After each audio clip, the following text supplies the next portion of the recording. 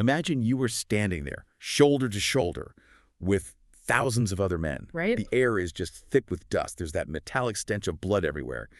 You are a Roman legionnaire at the Battle of Cannae. A terrifying place to be. Oh, absolutely terrifying. You're surrounded by the deafening roar of bronze clashing against bronze.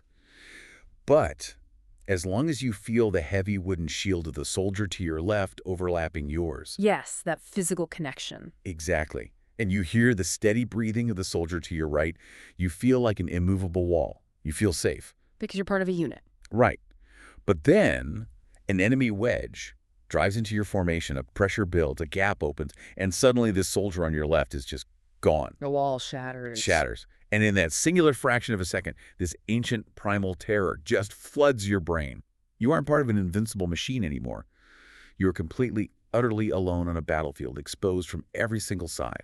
And, the psychology of that exact moment, that sheer paralyzing horror of sudden isolation, is really the engine behind almost every catastrophic collapse in human history. Which is wild to think about. It is, because it doesn't matter if we are looking at an ancient Roman legion or a massive geopolitical empire or even, a modern Fortune 500 company. Right. When the connections between the parts are severed, the entire structure disintegrates. Which perfectly sets up what we are getting into today.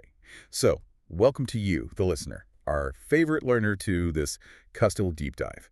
Today, we are immersing ourselves in a truly fascinating stack of sources. We really have a great stack today. You do. We're talking historical battle analyses, brilliant military treatises, excerpts on political maneuvering, and even a few ancient fables. Yeah, the fables are surprisingly relevant. Right. And every single one of these texts orbits around one incredibly potent, timeless concept, the divide and conquer strategy. Or, as military historians often call it, defeating your obstacles in detail. Defeating them in detail, exactly. Because we so often conceptualize our problems as giant, solid objects. Yeah, just these massive, immovable walls. Right. And the source material offers a brilliant visual for this. Think of an impossibly dense, hopelessly entangled knot. Oh, man. I hate those. We all do. It consists of thousands of smaller knots, all twisted and intertwined together. Right. And whether that knot is a massive work project, a hostile corporate environment full of competing factions, or just an overwhelming personal crisis, your natural instinct is usually to sit there and gingerly pick at the edges. Yeah, you just kind of try to loosen a thread here or there, hoping the entire mess will eventually just unravel itself. But what usually happens when you do that? Picking at the threads almost always tightens the knot somewhere else. Exactly. It's infuriating. So the text we are exploring today offer a radical, almost brutal solution. Just stop picking at it. Stop picking at it entirely. Take up your sword and cut the knot in half with one decisive blow.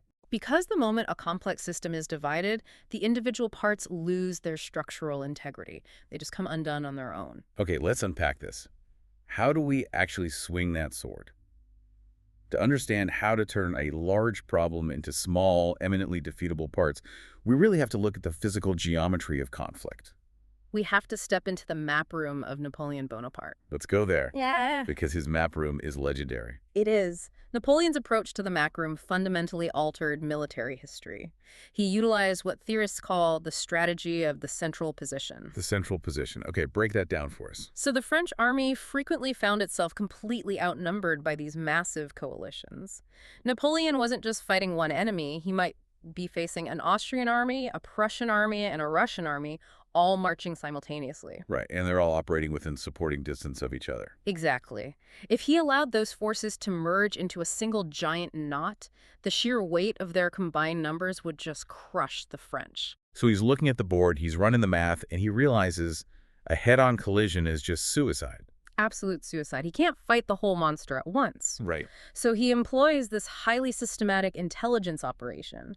He unleashes his light cavalry to probe the enemy lines. He intercepts couriers. He interrogates deserters. He's basically gathering mountains of data. Mountains of it. And he begins plotting the slow, lumbering movements of these massive enemy armies on his map. He is searching for a very specific geometric vulnerability. The hinge. He's looking for the hinge. And the hinge is what? The joint? Yeah. The exact geographical point where the boundaries of two different enemy armies converge but haven't quite unified. That's exactly it. He finds that seam, and then he launches a blitzkrieg. Wow. Shielded by this massive cavalry screen, so the enemy generals literally cannot see the maneuver coming, the French army executes a crash concentration. Meaning they just throw everything at that one spot. Right. Napoleon funnels his entire fighting force to fall like a thunderbolt directly onto that tiny, vulnerable hinge. So the relatively small detachment of enemy troops guarding that seam is just obliterated instantly. Obliterated.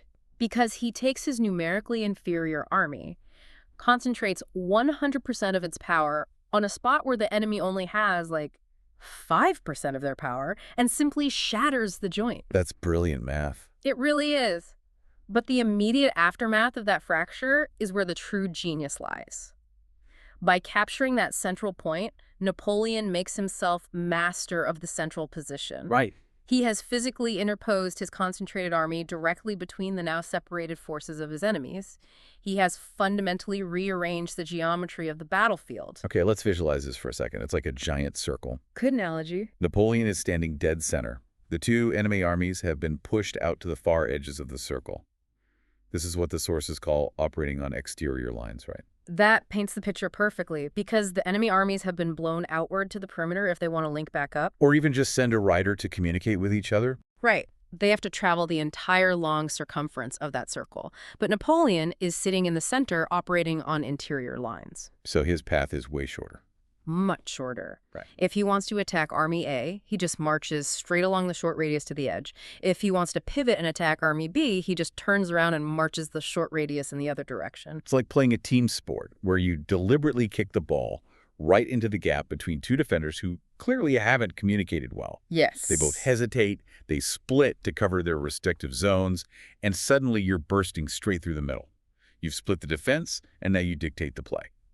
And by dictating the play, Napoleon ensures that he is the numerically superior force in any localized battle he chooses to fight next. Because he's only fighting half the enemy at a time. Exactly. He has effectively shrunk the enemy. He took a massive, insurmountable whole, divided it into two smaller parts, and created a localized mathematical advantage.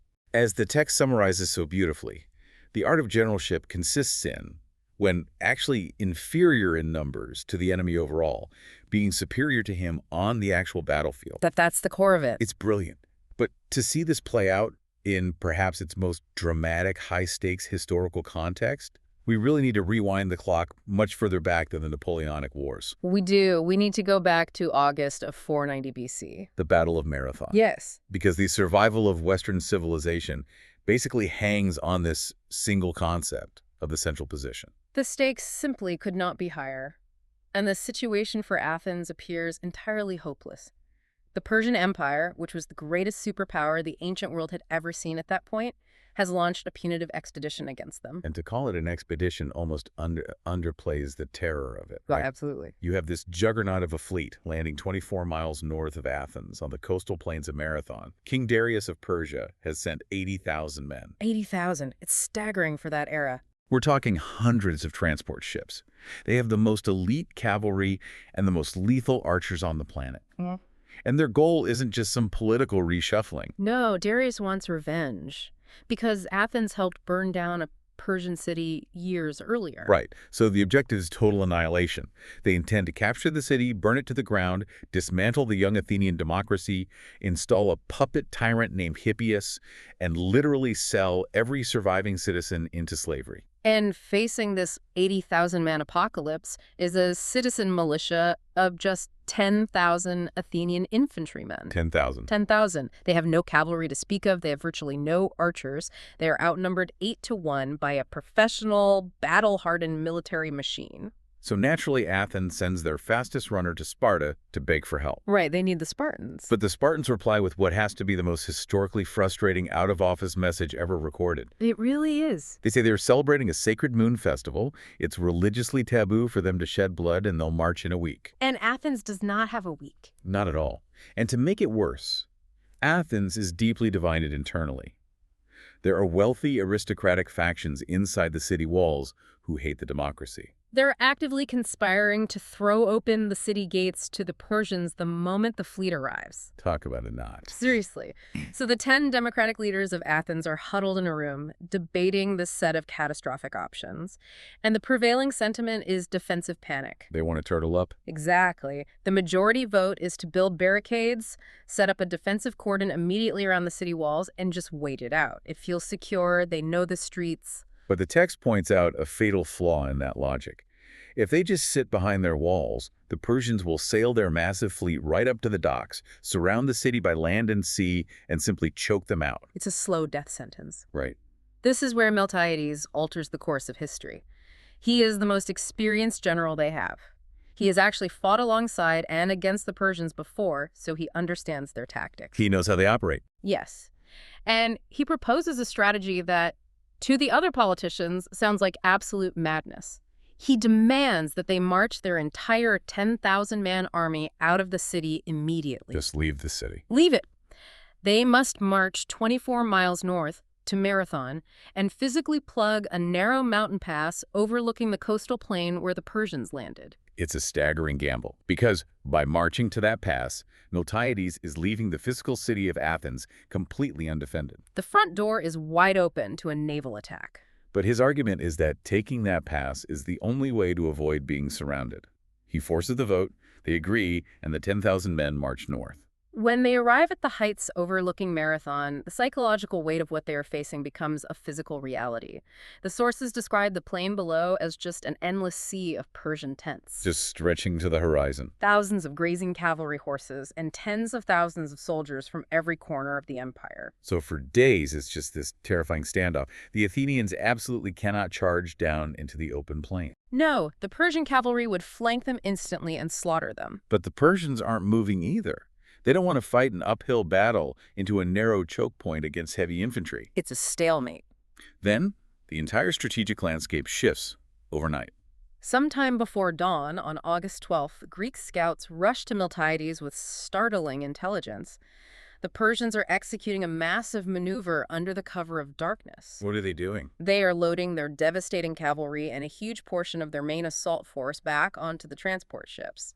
They are sailing down the coast, heading straight for the unprotected Bay of Phaleron. Right outside the undefended city of Athens. Exactly. So the Persians leave a holding force of about 15,000 men at Marathon to keep the Athenians pinned down at the pass. The Persian commanders must have thought they were playing a brilliant game of chess. Take the city by sea, roast the remaining troops north, and catch the Athenian army in an inescapable vice. But Miltiades hears this news, and he isn't terrified. He is elated. Because he realizes the Persians just made this singular fatal error that changes the math of the war. They divided their forces. Yes. And the crucial takeaway here is that Miltiades' intuition to occupy the central position, that narrow pass, is the very thing that forced the Persians to divide. He didn't just sit there passively praying for a mistake. No, his physical placement engineered the fracture. The Persians felt compelled to split up to bypass the bottleneck he created. So Miltiades goes to the other commanders and says, "We attack right now." Even with the cavalry gone, the Persians at Marathon still outnumber them, and some Athenian leaders are paralyzed by hesitation. It's still 15,000 against 10,000. Right. But Miltiades relentlessly forces the issue. The vote is unimaginably tight 6-5 in favor of attacking. Wow. One vote. One vote. And the timing required for this operation is razor thin. Miltiades calculates that it will take the heavily loaded Persian fleet roughly 10 to 12 hours to sail around the Attic Peninsula to Athens. So they are on a ticking clock. Exactly. If the Athenians can launch a devastating attack, completely crush the 15,000 Persians at Marathon, and reform their lines, they might just have enough time to run all the way back to Athens and defend the beaches before the ships drop anchor. The execution of this is legendary. At 6 in the morning, the Greek phalanx advances. As soon as they enter the range of the Persian archers, instead of marching slowly to keep perfect formation, Miltiades orders them to break into a dead sprint. Just charge right at them. They charge right through a black hail of arrows, closing the distance so fast the archers can't even reload. They force brutal hand-to-hand combat. The heavy bronze armor and long spears of the Greek infantry just chew through the lightly armored Persian holding force. They drive them back into the coastal marshes. Thousands of Persians drown or are slaughtered in the mud. By 9 in the morning, the Athenians have routed the holding force, losing fewer than 200 men. Which is a stunning tactical victory. It is, but the battle is only half over. Now begins a test of physical and psychological endurance that borders on the mythical. Yeah, this part always blows my mind. The Athenian soldiers are emotionally exhausted, they are dehydrated and caked in blood and marsh mud. But they have to immediately turn around and run 24 miles. The original marathon. Yes. Wearing roughly 70 pounds of bronze armor in the blistering August heat of Greece to beat an armada. Because they are running for the lives of their wives, their children, and the survival of their entire civilization. And incredibly, by 4 in the afternoon, the vanguard of the Athenian army staggers up to the heights overlooking the Bay of Phaleron. And minutes later, the first Persian ships row into view. Imagine the psychological whiplash for the Persian commanders. Oh, they must have been so confused. They are standing on the decks of their ships, expecting to see a panicked, undefended city ready to capitulate. Instead, they look at the beach and see thousands of terrifying, blood-drenched Athenian heavy infantrymen locked in a shield wall, ready for round 2. The Persians just drop anchor and stare. They realize their holding force at Marathon must have been completely annihilated for this army to be here. They realize their strategy of dividing their forces resulted in total failure. They don't even attempt a landing. They turn the ships around and sail back to Asia. Democracy survives. It is a breathtaking historical narrative, but the source text synthesizes a highly practical takeaway for us. Which is? When a massive, powerful foe attacks you in strength, threatening to completely overwhelm you, you cannot allow them to maintain their unified momentum. You must step out of your comfort zone, take a calculated risk, and occupy the center of the chessboard. Because standing in the center of the board forces the massive problem to break into smaller parts just to get around you. Exactly. And once it divides, you attack the smallest, most vulnerable fraction first, just as Miltiades obliterated the holding force. But physical space is just one type of battlefield. If you can't physically isolate an enemy with a cavalry charge or a mountain pass, you have to understand the deeper mechanics of why division is so lethal. Why did the Persian holding force collapse so completely? Right. It wasn't just the math of spears versus shields.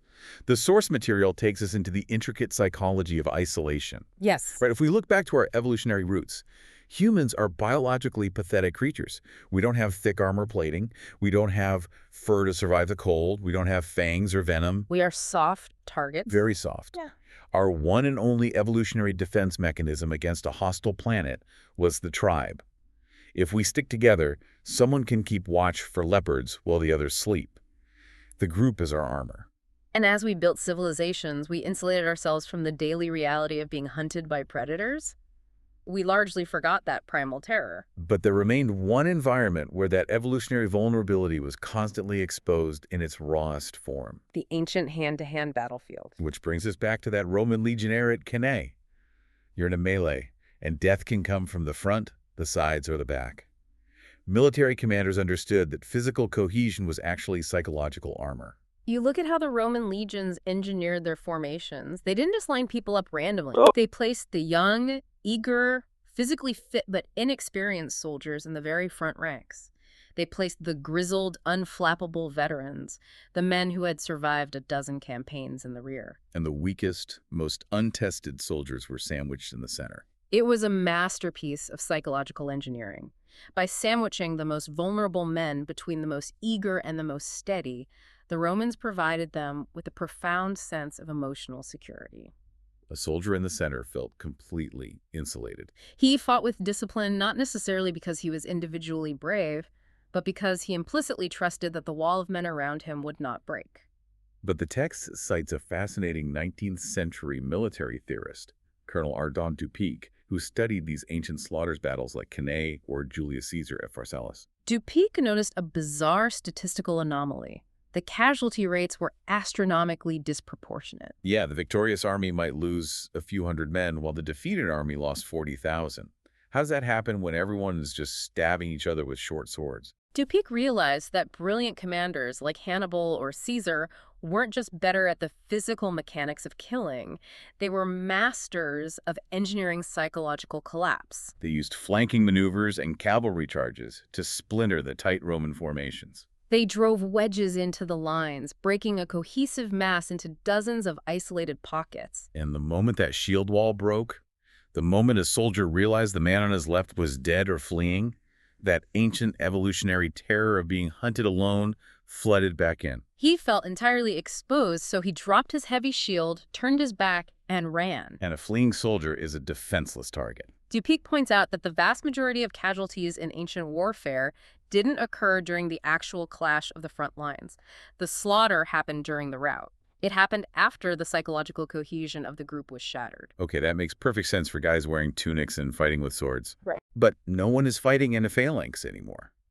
For the listeners sitting in a Tuesday morning marketing meeting or managing a remote team of software developers, how does this primal terror actually manifest today? The environment has drastically changed, but human neurology really has not. Deep beneath our civilized exteriors, our tailored suits, and our Slack channels, we still harbor the exact same desperate need to belong to a network. The tribe. The tribe.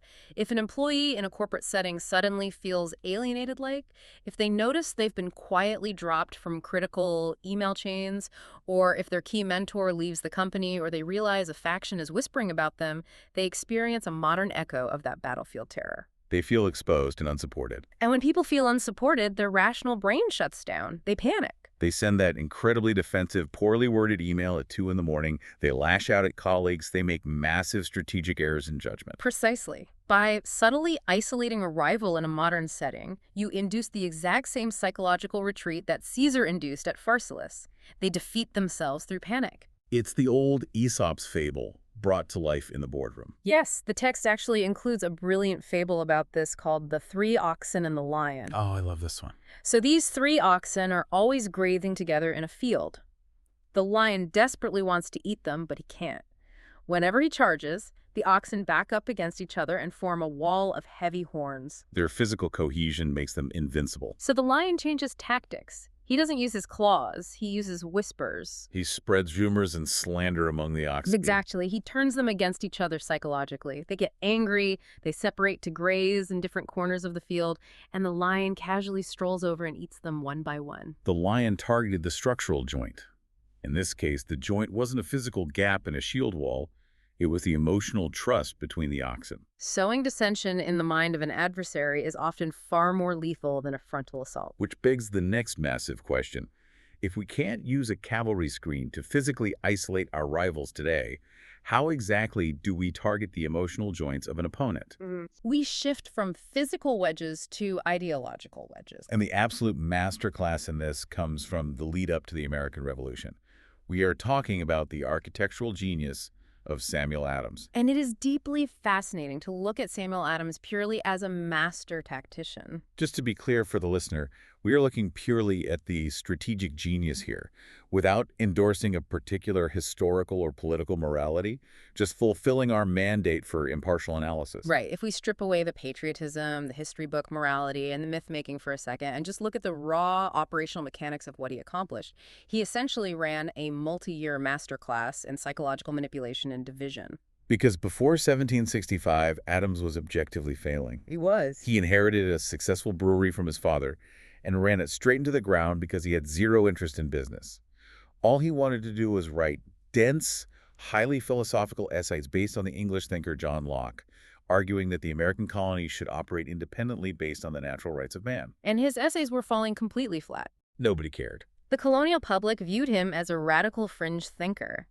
His impeccably structured, rational arguments about governance were failing to move the needle. Why? Because logic is the wrong tool to break an emotional bond. The colonists viewed Mother England with a deep, almost parent-child affection. They relied on the British Empire for naval protection, trade, and a profound sense of cultural belonging. Adams was trying to take a logical wedge and hammer it into a deeply emotional joint. And it never works. When a rational argument conflicts with a deep-seated emotional attachment, the logic simply bounces off. Adams had an epiphany. He realized that to win people over to his radical vision, he couldn't just preach about why his ideas were superior. He first had to make the colonists emotionally despise the ties they already had. He had to manufacture a fracture in the parent-child bond. Here's where it gets really interesting. In 1765, the British Parliament passes the Stamp Act. Right. It requires a British stamp on all legal documents and newspapers to raise a little revenue. In the grand scheme of the empire, it's a minor administrative annoyance. But Adams spots the vulnerability. He throws John Locke out the window and shifts entirely to emotional theater. He frames this relatively small tax as the vanguard of absolute tyrannical slavery. He brands it taxation without representation. He is deliberately manufacturing outrage. He understands that he needs to take abstract political anger and make it physical and tangible, so he organizes dock workers, artisans, and laborers into a group called the Sons of Liberty. They take to the streets. They build effigies of British tax collectors and hang them from trees. They actively, physically intimidate the stamp distributors until they resign in terror. He builds a network called the Committees of Correspondence to coordinate a massive colony-wide boycott of British goods. The economic shockwave hits London hard, and the British blink. They repeal the Stamp Act. But the British Parliament is prideful. A few years later, they try to flex their authority again with a new set of hidden taxes called the Townshend system. And Adams responds by ratcheting the theatrical violence up to 11. He deliberately orchestrates daily, escalating encounters to bait the British authorities. His rhetoric and the mob actions of the Sons of Liberty create such an atmosphere of chaos that the British colonial governors panic. They feel they are losing control. Which prompts London to send armed military regiments to occupy Boston and enforce the peace. And this military occupation is exactly the dynamic Adams was trying to engineer. Adams basically realized that if you want people to join you, you can't just tell them why your side is good. You first have to make them emotionally despise the ties they already have. Exactly. He wanted the redcoats in the streets. He needed the parent to look like an oppressive dictator. Yes, because when you drop hundreds of nervous, isolated, underpaid British soldiers into a city where they are constantly harassed, pelted with rocks, and screamed at by angry crowds, it is a mathematical certainty that a spark will eventually catch. And it did. A terrified squad of soldiers fired into a crowd, killing several Bostonians. The Boston Massacre. Adams immediately seizes control of the narrative. He commissions engravings showing innocent citizens being slaughtered by a firing squad and spreads them across all 13 colonies. Then he institutes an incredibly brutal form of social isolation against the occupying army. He organizes the citizens of Massachusetts so that absolutely no one will do business with a British soldier. Tavern owners won't serve them a pint. Landlords won't rent them rooms. Even the local prostitutes refuse their money. Think back to the Roman legionnaire at Cannae. Adams is inflicting that exact same primal terror of isolation on the occupying army. He is making the British soldiers feel completely shunned, alienated, and surrounded by a wall of hostile silence. Their morale collapses, desertion rates skyrocket, and meanwhile, the rest of the American colonists are watching Mother Britain use lethal military force against unarmed citizens. That deep emotional bond of trust begins to rapidly splinter. The final fatal blow to the joint is the Tea Act of 1773. On paper, this act was actually going to make tea cheaper for the average colonist by giving a monopoly to the East India Company. But Adams spins it flawlessly. He tells the public, they are trying to buy our submission to tyranny with cheap tea. He organizes the ultimate piece of political theater. The Boston Tea Party. The Sons of Liberty dress up as Mohawk warriors, board the ships, and dump an absolute fortune in cargo into the harbor. It was a highly calculated, immensely provocative act designed for one single purpose: to force Britain's hand. He needed them to overreact. And they did. Parliament lost its temper entirely. They passed the coercive acts, closed the port of Boston, and imposed strict, punitive military law over the entire colony of Massachusetts. The joint is shattered. By baiting the British into an authoritarian overreaction, Adams proved his own propaganda. He didn't win the colonies over by calmly explaining a better form of government. He won them over by isolating them from their past loyalties. The critical joint was trust, and he systematically dismantled it. It's a profound lesson in the mechanics of influence. If you're trying to change someone's mind or bring them over to your side in a negotiation, you don't start with a rational sermon. You identify the emotional ties that bind them to their current status quo. You introduce friction. You highlight the toxicity of their current attachments. Once that trust is broken, their mind is divided, and they are finally open to a new allegiance. So we've seen how to use division to dismantle a massive external threat and how to sever the loyalties of an opponent. But what if the threat is internal? That's a huge shift. Right. Yeah. What if you were the one in charge of a complex organization, a sprawling project, or a deeply divided team, and you need to ensure that internal factions don't unite to overthrow you? The source material offers a ruthless imperative. You must divide and rule from the center. Divide and rule. The Romans literally codified this strategy into law. Divide et impera. In 338 BC, the Roman Republic decisively defeated its most dangerous regional rival, a powerful confederation of neighboring cities known as the Latin League. Now, Rome faced a massive administrative dilemma, because if they just burned all those cities to the ground and slaughtered everyone, they would create a massive geopolitical vacuum in Italy, and some other barbarian tribe from the north would just sweep in to fill it.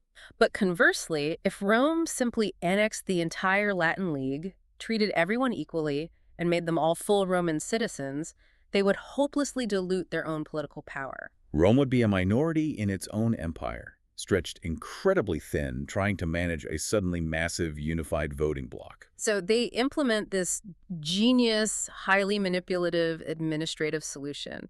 They dissolve the Latin League as a political entity, but they intentionally treat the defeated cities with vast inequality. To a select few cities, they grant the highly coveted prize of full Roman citizenship.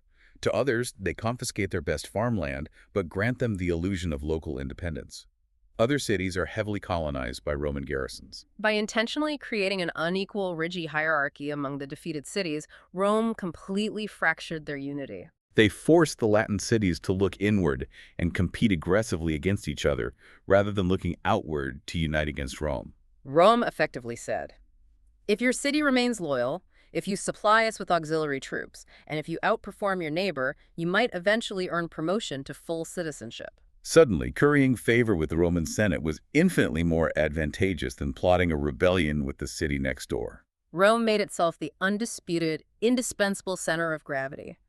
All roads, politically and economically, led directly to Rome.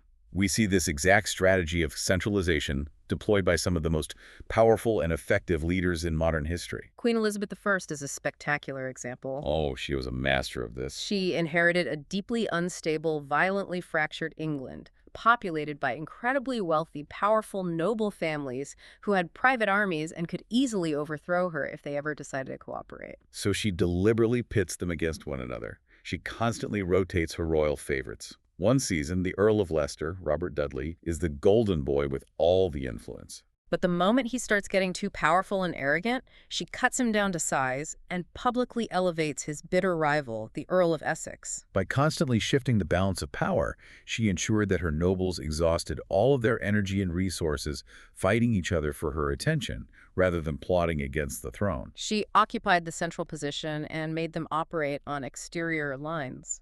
The text also draws a fascinating, purely mechanical comparison between the administrative styles of two massive 20th century figures, President Franklin D. Roosevelt and Joseph Stalin. And again, it's a striking analysis of pure power dynamics, entirely stripped of their vastly different moral contexts and ultimate goals. We're just looking at operations here. Exactly. Roosevelt faced massive centrifugal forces within the American political system. Bureaucracies naturally want to expand their own power, hoard resources, and operate independently of the executive branch. And Roosevelt hated feeling trapped or beholden to any single department head. So he used this wildly counterintuitive technique called overlapping delegations of function.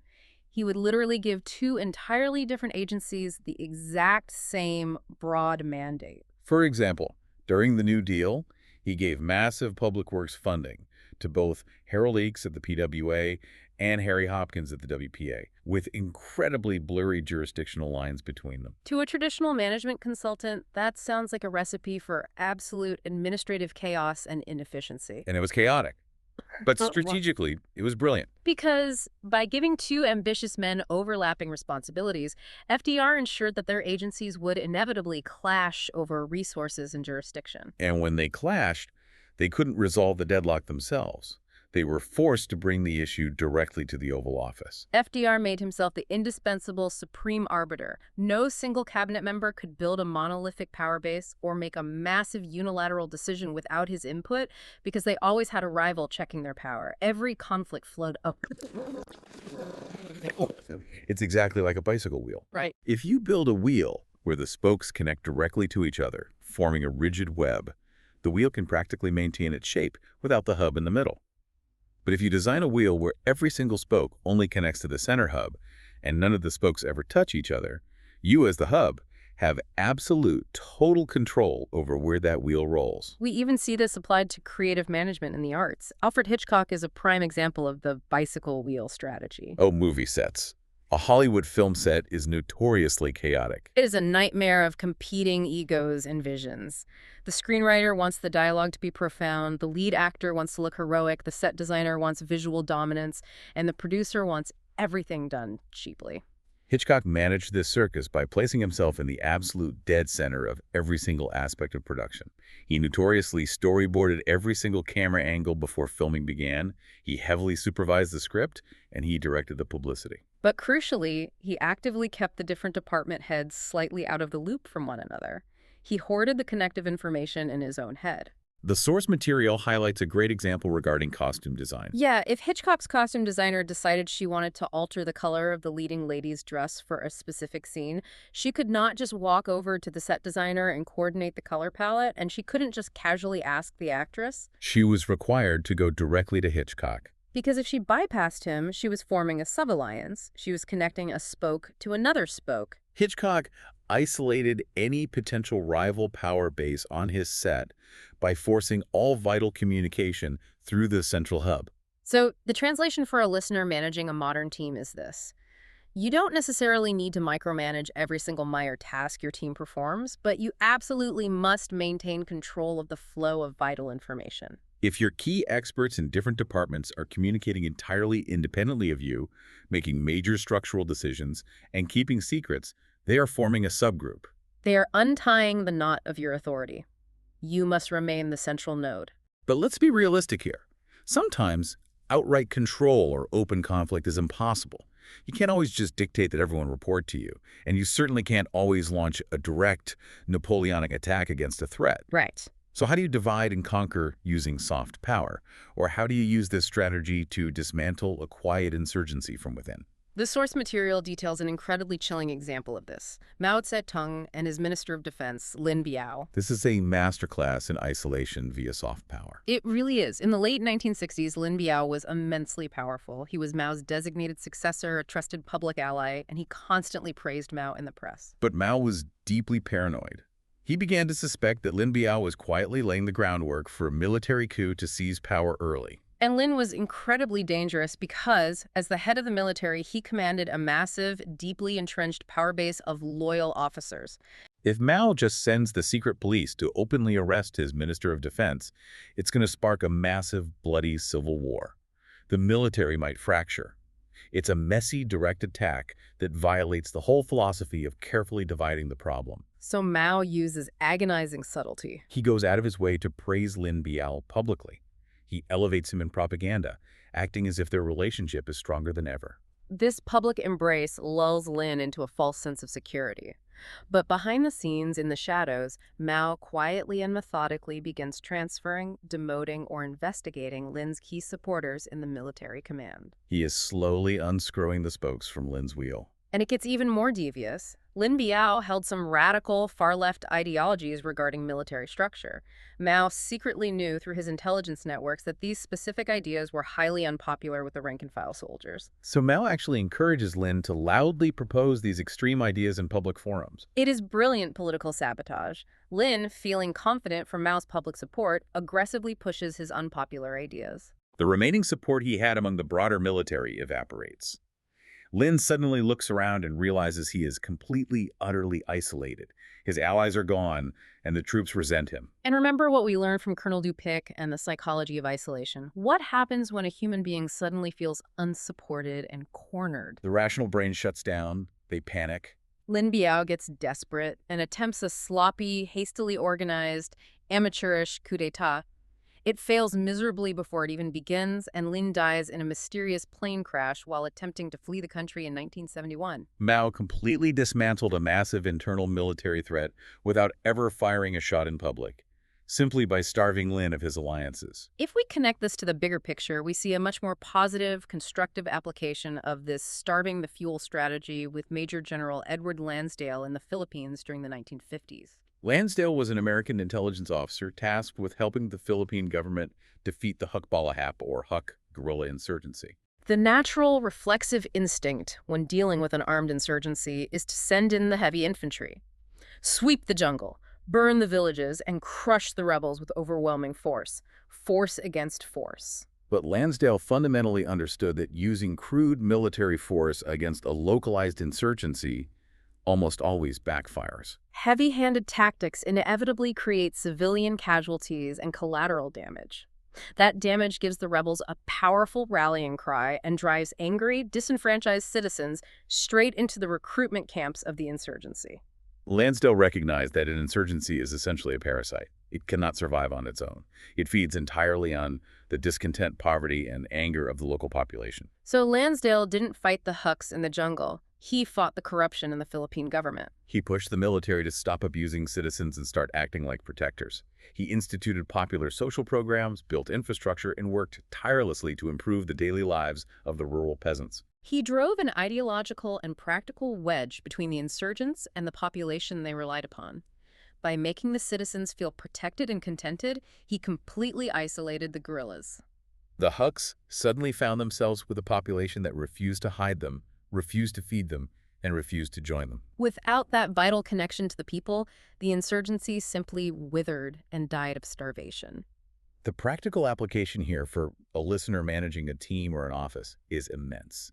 If you have a toxic troublemaker in your organization, someone who is constantly stirring up drama, spreading rumors, and trying to build a faction of malcontents, don't drag them into a screaming match in the conference room. Don't fight them head on. Focus entirely on the environment. Keep the rest of your team highly satisfied, well-informed, adequately paid, and engaged.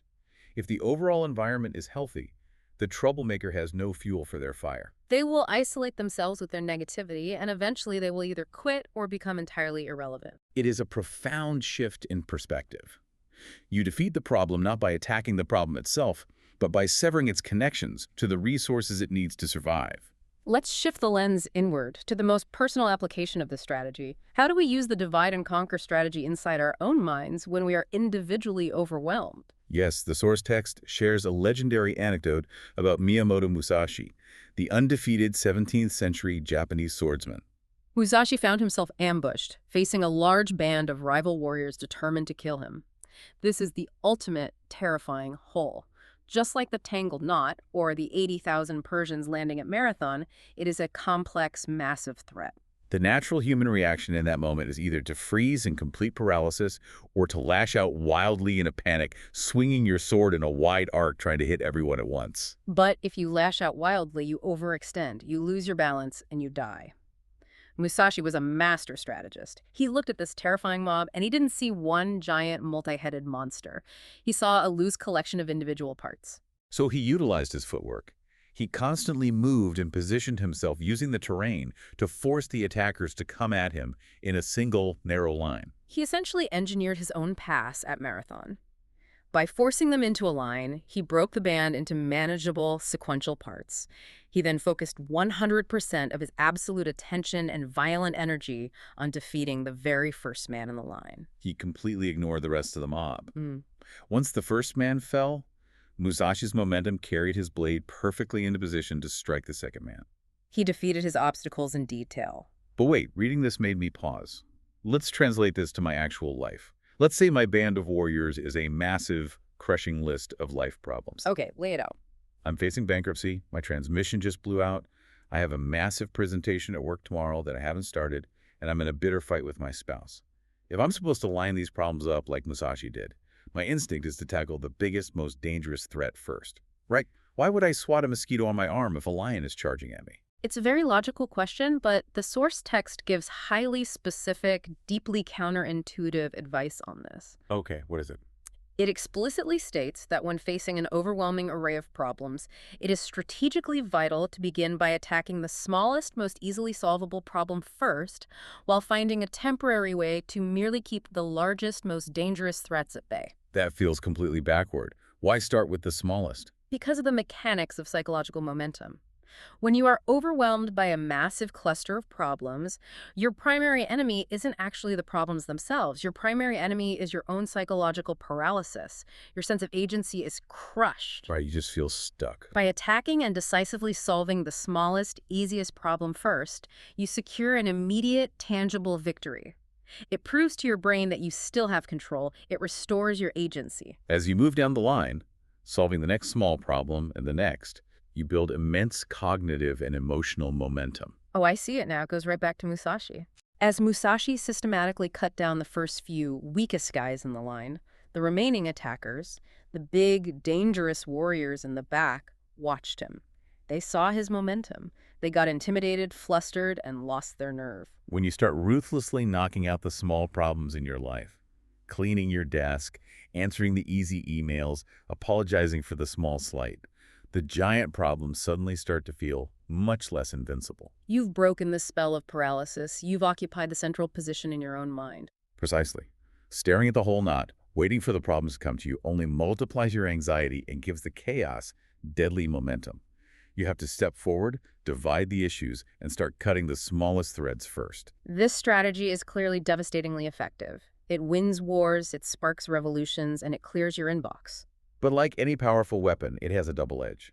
When does dividing your forces or trying to divide your enemy catastrophically fail? The most dangerous reversal of this strategy occurs when you strike too hard. When your attempt to drive a wedge into an opponent actually causes them to fuse together stronger than before. The textbook historical example of this failure is Adolf Hitler's London Blitz during the early years of World War II. Hitler wanted to knock England out of the war, but he wasn't ready to launch a massive, costly, amphibious invasion across the English Channel. He thought he could use the Luftwaffe to bomb London into submission. He wanted to break the psychological joints of the British public.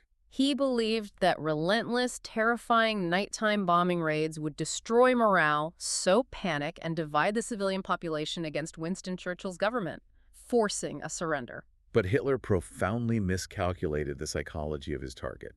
The blow he delivered was simply too brutal, too existential. Instead of fracturing the British populace into terrified, isolated individuals fighting each other for scraps in the ruins, the extreme shared danger triggered a massive unifying bonding effect. It forged the keep calm and carry on mentality. The shared trauma of digging their neighbors out of the rubble actually fused the societal joints tighter than they had been in peacetime. The extreme pressure turned coal into a diamond. The British people became entirely willing to suffer horrific short-term danger, sleeping in freezing subway tunnels, simply to ensure they defeated him in the long run. The operational lesson is critical. If you apply too much crude, overwhelming pressure when trying to sow division, you bypass their anxiety and trigger their deepest survival instincts. When survival is threatened, the group will bond together defensively. Division requires a scalpel, not a sledgehammer. And there's another major danger discussed in the text, right? What if you were the one dividing your own forces to gain a tactical advantage, like Napoleon disposing his army to march faster, or a guerrilla force scouring into the mountains? If you intentionally divide your own forces or resources, you must possess absolute flawless communication and coordination. Napoleon's famous corps system, where his army marched in separate self-sustaining chunks, only worked because he maintained strict authoritarian control over the schedule. His couriers were relentless. The divided parts always converged at the exact time and place required to fight. If you disperse your team, your budget, or your attention without an ironclad mechanism to bring them all back together for the decisive moment, you aren't being strategic. You're just scattering yourself to the wind. Division of your own forces must always be temporary and highly controlled. So we've spent this entire deep dive analyzing how to dissect, isolate, and break other people apart. How do we protect ourselves? How does the listener guard their department, their family, or their own mind from being divided and conquered by an outside force? The text provides two final, incredibly powerful pieces of imagery for defense. The first is a second fable from Aesop, the plowman's quarrelsome sons. Right. A farmer has a group of sons who are constantly bickering, fighting, and undermining each other. They are totally divided. The father realizes this makes the family incredibly vulnerable, so he calls them together, hands them a thick bundle of wooden sticks tightly tied together with rope, and challenges them to break it in half. The strong young men strain, sweat, and push, but the bundle won't even bend. Then the father unties the rope, and hands them each a single, isolated stick. They snap them instantly with 2 fingers. The lesson is obvious but profound. Stay bound together and you are invincible. Divided, you are easy prey for anyone. We see this exact sentiment reinforced by the ancient Chinese strategist Sun Tzu in an excerpt included in the source material. Sun Tzu states that the ultimate overarching goal of all warfare masters is to keep the enemy's forward and rear ranks from connecting, to keep the many and the few from relying on each other, to separate the commanders from the troops, and above all, to break trust. So the enemy is constantly, actively trying to untie our bundle of sticks. That is their primary objective. Exactly. So how do you defend against a strategist who is trying to divide you? The natural inclination for most modern leaders is to rely on enthusiasm, company culture, and high morale. We throw pizza parties and think if everyone is just hyped up and happy, we will never be divided. But enthusiasm is an emotion, and by definition, emotions are volatile. They naturally wane. If team morale is your only shield, you will inevitably be divided the moment profits dip or the workload gets stressful. So if a positive attitude isn't enough, what is the actual shield? Knowledge and strategic vigilance. You must be hyper-aware of the physical and psychological mechanisms of division. You have to recognize the warning signs when someone is subtly trying to cut you out of the information loop.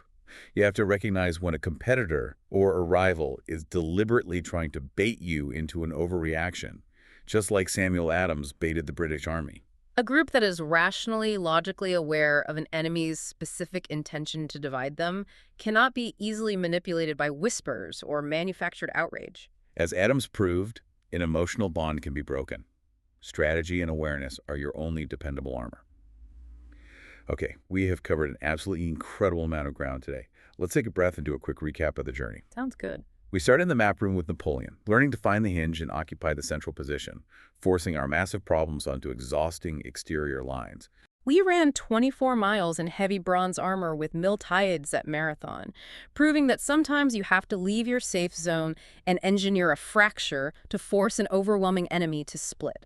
We explored the terrifying psychology of isolation on the ancient battlefield with Colonel Dupique, realizing that modern humans will still panic and make fatal errors when they feel cut off from their professional or social tribes. We watched Samuel Adams brilliantly sever the deep emotional ties between America and England by orchestrating theater and baiting the parent into acting like a tyrant. We learned from the Roman Empire, Queen Elizabeth and Alfred Hitchcock, that to prevent internal rebellion, you must occupy the center and make all vital information flow exclusively through you. We saw Mao Zedong use subtle soft power to quietly isolate a massive rival, and Lansdale starve an insurgency by feeding the people. We learned from Miyamoto Musashi to line up our overwhelming personal problems and kill them one by one, starting with the smallest to build unstoppable psychological momentum. And finally, we learned not to strike so hard that we accidentally unite our enemies, like the Blitz. The core unifying takeaway across all these millennia, all these continents, and all these disciplines is exactly the same.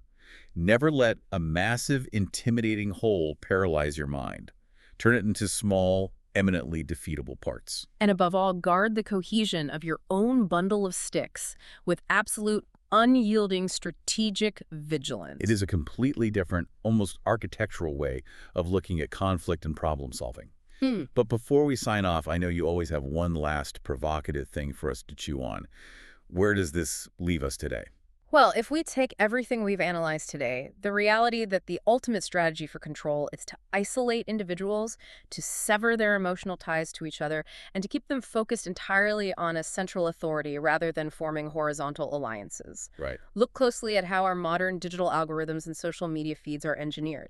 They do not broadcast one unified, coherent message to a cohesive society. No, they don't. They feed us highly personalized, deeply emotionally charged, often outrage-inducing content that slowly, algorithmically separates us into smaller, distinct, isolated ideological bubbles. Wow. They are literally manufacturing the wedges. Yeah. We are being served our own bespoke Townsend axe every single day. Precisely. We have to ask ourselves, as we stare down at the screens in our hands, are we currently the 3 oxen grazing in the field, being quietly, systematically separated by a digital lion? That is a terrifying and brilliant question to end on. It changes how I look at my phone and how I look at my team. To you, the learner, thank you as always for joining us on this custom deep dive. Keep looking for the joins, stay curious, and most importantly, stay united. Catch you next time.